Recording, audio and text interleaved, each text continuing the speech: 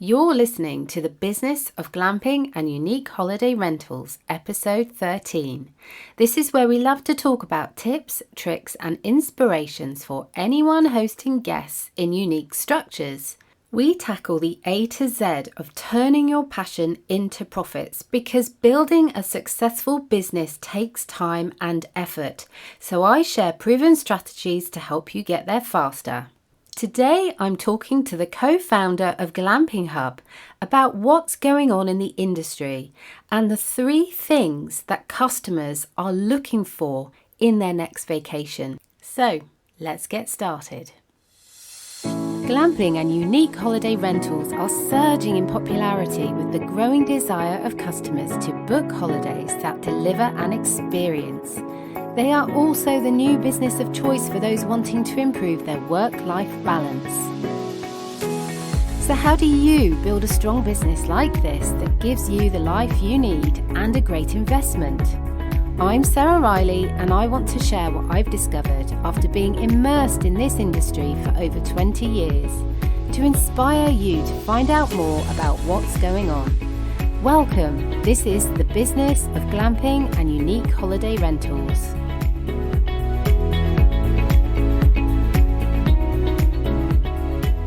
Hello, and what a pleasure it is for me to have you here today. I'm so pleased you've joined me. There's no doubt that this industry is changing, but you don't need to take my word for that. In fact, I have a very special guest today who knows all about it. There is an endless variety of luxury camping sites springing up all over the world. It offers something that appeals to any kind of traveller, and this is why they're proving to be so popular. People are more environmentally focused than they've ever been, so embarking on an eco-friendly trip is now really important, and this is starting to show in buyer behaviour. From solar power and solar energy to composting toilets to environmental thinking around how a business is impacting its local area. Now more than ever, people have a choice about how they can reduce their carbon footprint while they're on vacation. It's now more possible than it's ever been. But for the customer, it's also about the experience. And in my opinion, this is one of the most important aspects, being close to nature. It gives us an opportunity to unplug from our hectic daily lives and recharge, ready to get back into it, ready to get back to the daily grind. Being in nature is a significant part of that experience. Recent research, in fact, has shown us that experiencing nature and being in a natural environment with greenery and leaves and trees can actually reduce stress levels on our bodies, improve blood pressure, and help us feel happier. In fact, it's really quite significant what the research has shown. But added to that are the activities we take part in while we're there. So surfing, hiking, mountain biking, hanging out with our family, playing games, being active. These are all things that help us relax, get stronger, and get healthier. So the experience of camping in luxury can bring so much more than just a vacation, although that's obviously important enough on its own. But what about the industry? Well, I've already reported about how the industry has moved on from just being a trend into a significant business model that people are now having a lot of success with. But what do others have to say? That's why I asked Ruben Martinez to join me to talk about it. Ruben is the co-founder of Glamping Hub, a booking portal for incredible accommodation all over the world. They have offices in Europe, Seville, Spain, and USA, Denver, Colorado, and lists more than 35,000 unique outdoor accommodations. They were one of the first businesses I interviewed for my own inspiration publication when I started at about the same time. In this interview, Ruben talks about the 3 key things customers are looking for in their high-end vacations. He also talks about how, although this is a young industry, it has had significant investment in recent months. So a couple of examples of that are where Sarah Dusek from Under Canvas has recently achieved significant funding. Peter Mack from Collective Retreats has managed to get permission to set up a retreat on the Governor's Island in New York. AutoCamp has just recently received 115 million investment for their business. And Canvas Holidays in Europe have been absorbed and taken into and supported by the Facilians Group. This is all very big news for anyone involved in the industry. But today, Ruben also talks about how businesses within it are showing strong innovation and are doing some really cool things. And how this is really appealing to millennials who are basically the spending power of the future of holidays and vacations. They have been shown to have the most disposable income that they are prepared to spend on travel at the moment. So they are part of the audience that as a business you need to be attracting. So how does this impact new business owners and those wanting to explore this industry in the future? Let's head on over to the interview and find out. So Ruben, thank you so much for joining me today. It's wonderful for you to give us some time to share with us your expertise. So would you mind telling the listeners who you are and a bit of history about Glamping Hub?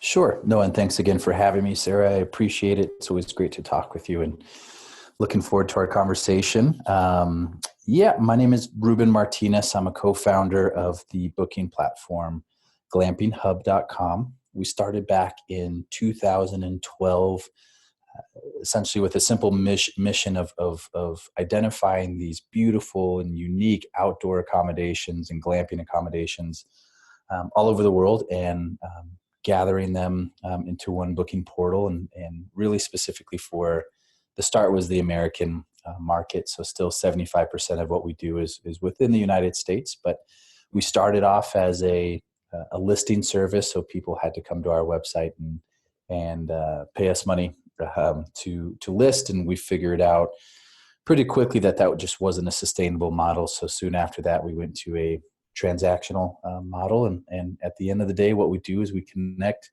hosts and guests, and we find that there's just a numerous amount of these beautiful, unique accommodations all over the world, and so we have the distinct and great job of being able to bring these stays and vacations to life for the guest who's looking for just something a bit different within the glamping world. So we have an office here in Denver, an office in the southern part of Spain, and we're very excited for what 2019 has in store for us. Well, the great thing is that you talk about unique accommodation and not just glamping accommodation. And that's something that I like to talk about too, because not everybody identifies with the word glamping. And I know in America, you also have a slight issue with people not really getting to grips with what glamping and that term actually means. Can you talk around that a little bit more? Sure. And I think it's something that's just happened naturally by using unique and glamping kind of all within the same breath.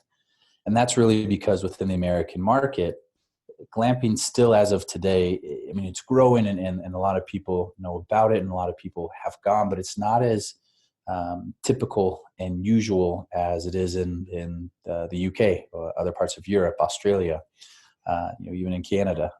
It's just not as a common term. And because it's not as common, it can cause some people some anxiety. they hear the term glamping, they might think, well, I can't afford that because it's probably going to be $3,000 a night. They've got a private chef and a butler and all sorts of things. And for the American consumer, not all of them, but a portion of them, they think glamping is synonymous with luxury and high-end expensive, which obviously there are all over the world, these beautiful high-end camps, but there's something for everybody. And so that's why the term unique has, I think, just naturally taken off.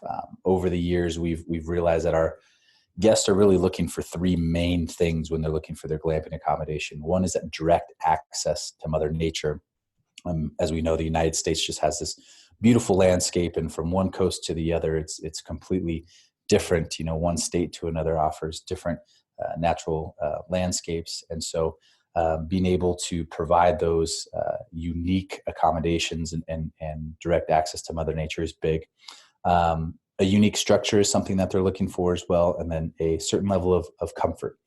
Americans are very comfortable with traditional camping, and it's something that I still do as well. I love going traditional camping, but with two small kids, it's obviously a bit more challenging. And so what we've been able to do over the years is just shift the conversation so that people can see these unique structures like safari tents and yurts and teepees and airstreams and all sorts of types of accommodations, and allow them to be comfortable with that idea. And it's a great stepping stone for them into the glamping world.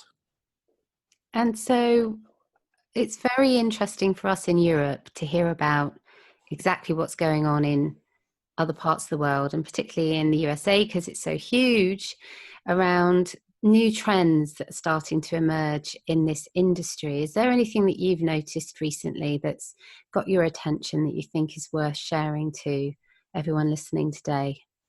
Yeah, I guess there's a few things. One is the glamping industry hasn't been around here forever. It's definitely younger than other markets. But what has been palpable over the last few months, I guess there's a few things, but one is that there's been examples of some pretty major investment in in a few glamping properties and businesses. So maybe 5 years ago, it was harder to find the money for somebody who was interested in either starting an operation or expanding their operation.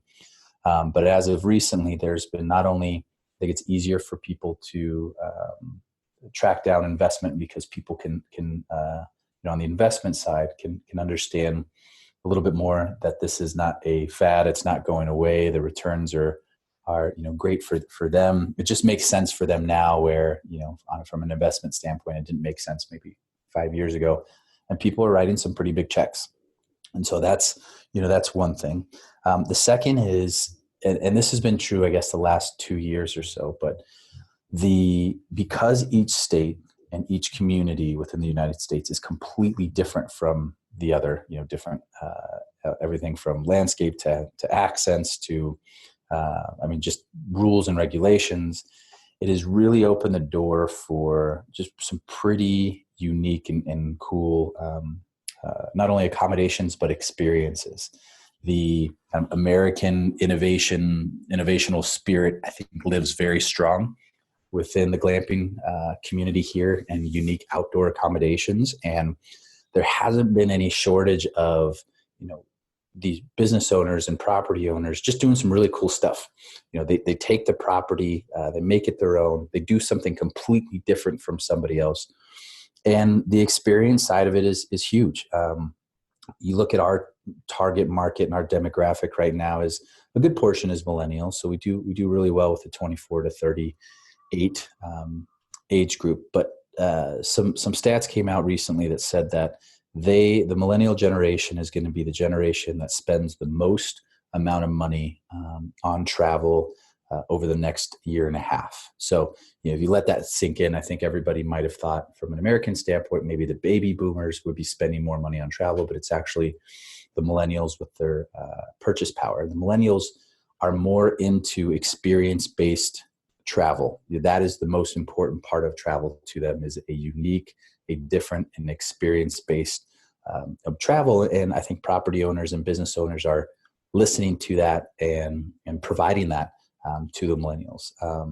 And I don't think that purchasing power is going to be going away, and therefore the hosts are not going to be, starting some experience-based activities on their site and then, letting them go, because the other number from the millennial generation is that they will save more for travel versus saving to pay off student debt or saving to buy a house. So travel is a number one priority, and experience-based travel is a number one priority for the millennial generation. And I think that's being reflected in how business owners are setting up their glamping accommodations. So is this something that you're seeing across the board with hospitality, or is it particularly this industry because it's so strong with the experience side of what it offers? Do you think that's why it's coming into glamping so much, or is it across the board? I think it's both. I think it is across the board, but glamping allows for experience-based travel, an easy entry into experience-based travel. I think a lot of businesses or big hotel chains or other big travel companies have figured out how to capture the 45-year-old to the 68-year-olds. They do really well figuring out how to make them repeat customers, to bring them back, to kind of take them through the funnel. But a lot of them haven't quite figured out how to capture the millennial generation. And I think they look at glamping as an easy way to kind of get their feet wet there. But I've seen it across the board with travel in general for that specific reason, is that a lot of companies and organizations and hotel chains see the big purchasing power of millennials and are trying to figure out a way to get them early into their funnel. And I do think that they see glamping as a way to access a younger generation that they just didn't have access to prior. Yeah, it's really quite amazing, actually, from my time in the industry, seeing how it's really expanded over those years. And I suppose in a way, and this is something that you're looking into now, is how can the industry be kept to a certain quality, a certain level with, some kind of association. I believe this is what you're now working on, the Glamping Association in America. Is that right? Can you tell us a bit more about that? Sure. Yeah. So Sarah Dusick and I started the American Glamping Association in 2018 at the tail end in November. The idea came just from conversations that Sarah and I have had over the months and years about what can be done to raise the level of the glamping industry, specifically within the United States, and what standards, what guidance, what tools and resources can we provide to help out the business owner who's not only been doing this for 15 years, but somebody who's now thinking about starting up in a glamping accommodation next year, and everybody in between. So we talked about it for a while, and then at the Global Glamping Summit, we announced it in California in November and got it up and running. And the idea is pretty simple. From my conversations throughout the weeks and throughout the months, I feel like part of my job is just connecting people with other people within the industry. And a lot of times within the glamping industry here in the States, people do feel a little secluded. They don't know where to go for certain answers. They don't know who to talk to, somebody who's been there, even access, even if they can identify that person, they don't have access to that individual.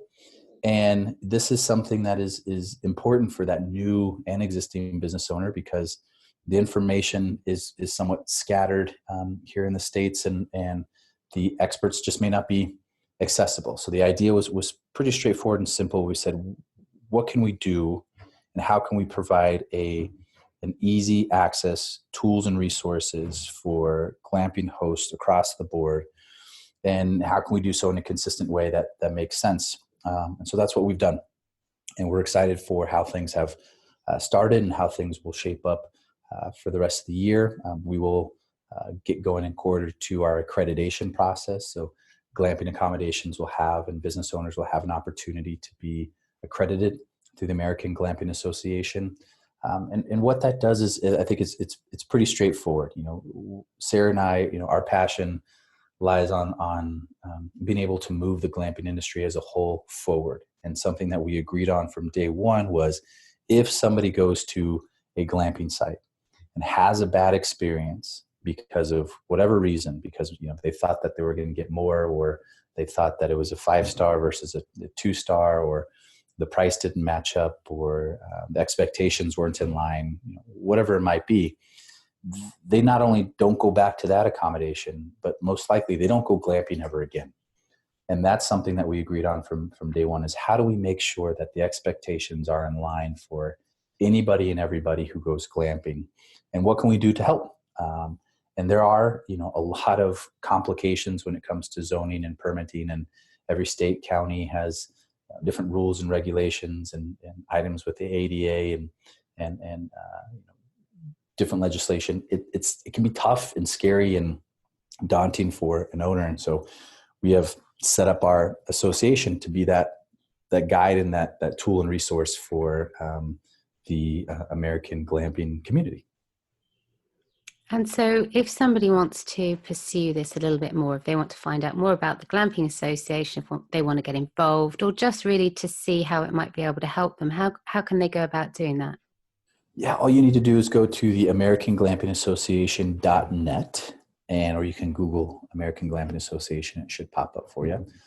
There's some information there on the website. You can also just put in your name and your email, and somebody from our staff will go ahead and give you a call and walk you through the ins and outs and what somebody gets with the membership. But there's also some information there on the website. And what's nice, we will start the webinar series this month, so that allows members only to get direct access to those individuals who have been there and done that within the glamping world, which is great. We'll start rolling out some more features here at the end of February, but all the information is on americanglampingassociation.net. And if anybody's interested, go ahead and just visit there, and we'll go from there. You've got 2 offices, one in America and one in Spain. So an awful lot on your plate at the moment. But what is next for Glamping Hub? What are you doing in general? And can you see there's any challenges coming up or some exciting developments? Is there anything that we would like to hear about? Yeah, for us, what was exciting is in this last year, we went from about 8,000 accommodations to 35,000 accommodations. And so what's clear from a booking platform standpoint is that there's no shortage of these beautiful accommodations all over the world. So our goal for 2019 is really to take a step back and make sure that we're focused on the right markets for us. Australia and New Zealand does really well for our guests. They understand the glamping world. They understand the glamping term.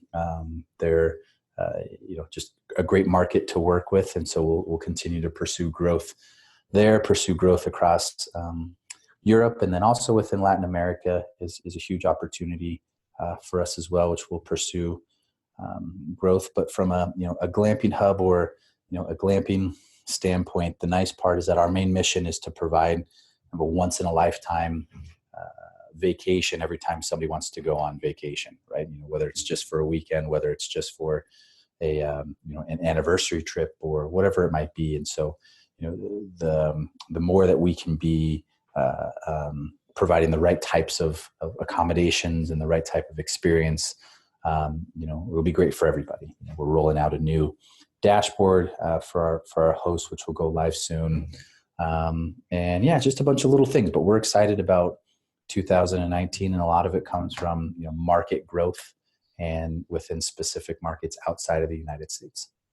So if you were sitting now in front of somebody who is considering getting involved in this industry in terms of offering a service or setting up some kind of offer, what would you say to them about the industry as a whole and whether it's something good for them to get involved in? Yeah, the good news right now, and this might be different from other markets, but within the United States, it's not oversaturated. There's still a lot of opportunity. There's a lot of unique things that people, still haven't done yet. And that's a fun part about keeping our eyes and our finger on the pulse through the Global Glamping Summit, through the American Glamping Association, and through Glamping Hub, is that we're able to see people do some really cool things. And so we feel like it's not oversaturated, that there's still a lot of opportunity.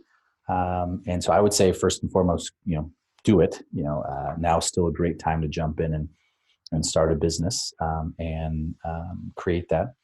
The only other thing that I would say is try and make it real as quickly as possible. We do talk to business owners from time to time, and this can be a very personal thing for them. Maybe they opened up a treehouse down in Costa Rica and this was their retirement plan, or maybe they wanted to open up some safari tents outside of Moab and they've been working on the business plan for 5 or 10 years. And when we talk to individuals like that, my main advice is do something kind of every day and every week and every month as consistently as possible to continue to make it real. Don't sit back and say, well, it's not ready yet, or I don't have my game plan, or I don't have everything quite figured out, because from what I can tell within glamping within the United States, it's always a work in progress. There's always going to be something that's not perfect. There's always going to be new opportunities. And I think it's far better to kind of jump in and smartly and intelligently, and make sure you do have a business plan and make sure that you do have everything sorted out. But try not to wait too long and try and make it as real as possible, as quickly as possible, and that allows people to kind of create momentum and move forward. Yeah, it's those steps, isn't it? The consistent, persistent action and realizing that perfection is the way to procrastination, and that is not the way to go. And it's an experiment, isn't it, really, that people should set up and see how it goes. And you can always tweak it, you can always adjust it as you move forward, but at least it's there, at least it's something tangible that's going to mean that you're in the industry, you're in the market, and you're starting to make an impact. And I think that's really wise words, Ruben, and thank you so much. And I'll definitely be including all the links that you've mentioned in the show notes, which will be over on inspiredcamping.com/013, as this is episode 13. And thank you so much for your time today. I'm really very grateful. Sarah, it's always great to catch up. Thanks again for your time, and looking forward to catching up again soon. Yeah, hopefully I'll see you at the next glamping summit. Deal. All right. Take care then, Ruben. Thank you. Bye-bye. You may have missed it, but Ruben gave us some really key inside the industry tips there. If you did miss it, I absolutely recommend you go back over that interview and you listen to what he's saying. It's vital what he's talking about, particularly at the end when he's talking about consistent, persistent action. It's really important that we get our businesses up and working and in progress. Perfection can be our enemy. It removes our ability to make progress, and things can always be tweaked as we move forward. So actually, it doesn't need to be perfect at first. We can test it, we can test our market, we can test how our offer is reacting within the industry, and that is how we move forward with our business dreams. So if you found this useful, please subscribe and leave a review on iTunes. If you haven't got a business already in this industry, you might want to take part in my quiz to see if you're cut out to run a glamping business. If you're interested in taking the quiz, go on over to inspiredcourses.com/quiz. I'm also offering a whole heap of free resources which I've designed to help you get your glamping business up and running, and also finding guests and improving your occupancy levels. So if you want to get your hands on those resources, just go to the page inspiredcourses.com/resources. And for the show notes for this episode and all other episodes, you can go to inspiredcamping.com/podcast. And for this particular episode, just replace podcast with 013, as this is episode 13. See you soon.